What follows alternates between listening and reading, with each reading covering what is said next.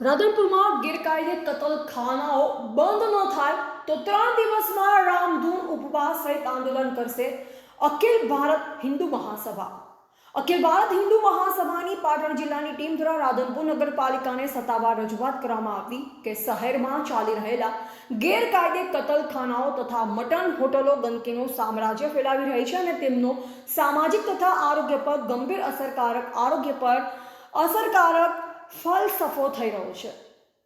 સંગઠનના જણાવ્યા મુજબ રાધનપુરમાં જાહેર રસ્તા ઉપર બકરા તથા મરઘાના કતલખાના તથા મટન હોટલો ધમધોકાર ચાલે છે। અનેક જગ્યાએ ગંદકી, દુર્ગંધ અને દારૂ પીના લોકોના વ્યવહારથી નાગરિકો ત્રહેમામ હાલતમાં છે। ખાસ કરી વારાઈ હાઈવે પાસેથી આવેલી હોટલોમાં મારામારી જેવી ઘટનાઓ પણ બનતી રહી છે અને પોલીસમાં નોંધ પણ કરવામાં આવી છે। ગત 28 ડિસેમ્બર 2024ના રોજ નગરપાલિકા દ્વારા આવા 25 ઇસમોને નોટિસ આપવામાં આવી હતી, છતાં આજ સુધી કોઈ અસરકારક કાર્યવાહી કરવામાં આવી નથી। પરિણામે નાગરિકો તથા સંગઠનના હોદ્દેદારોમાં ઉગ્ર અસંતોષ જોવા મળી રહ્યો છે। હવે અખિલ ભારત હિન્દુ મહાસભા સંગઠન દ્વારા ચીમકી આપી છે કે જો આગામી 3 દિવસમાં નગરપાલિકા દ્વારા કતલખાનાઓ બંધ નહીં કરાય તો અખિલ ભારત હિન્દુ મહાસભાના સભ્યો નગરપાલિકા કચેરીએ ધરણા પર બેસી રામધૂન બોલાવશે તથા ઉપવાસ કરશે।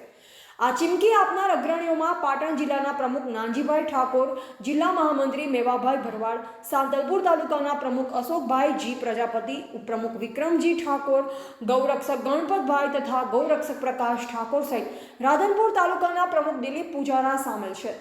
તેમણે જાહેર કર્યું કે જો યોગ્ય પગલાં નહીં લેવાય તો તેઓ અન્ન ત્યાગ કરશે અને બહોળી સંખ્યામાં અખિલ ભારત હિન્દુ મહાસભાના સભ્યો ધરણા પર બેસી રામધૂન બોલાવશે।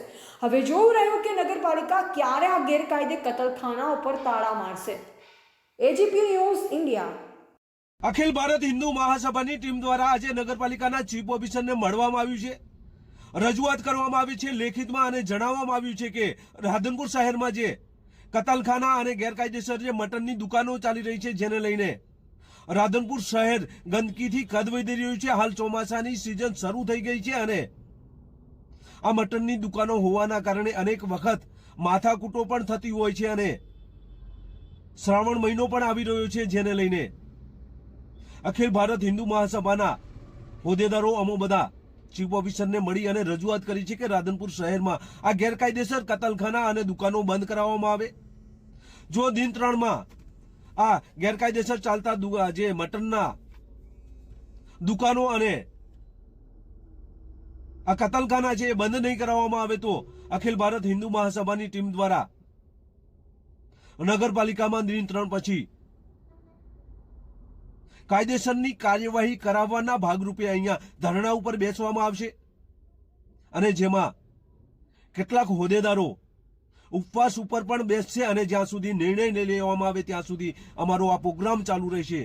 જેથી આજે નગરપાલિકા ચીફ ઓફિસરને મળી અને અમારી આ રજૂઆત લેખિતમાં અમોએ તેમને ધ્યાન દોરી છે। ત્યારે અખિલ ભારત હિન્દુ મહાસભા દ્વારા આજ તમારા દ્વારા એક આવેદનપત્ર આપવામાં આવ્યું છે। મારી અહીંયા રાધનપુરમાં ઉપપ્રમુખ તરીકેની જવાબદારી છે।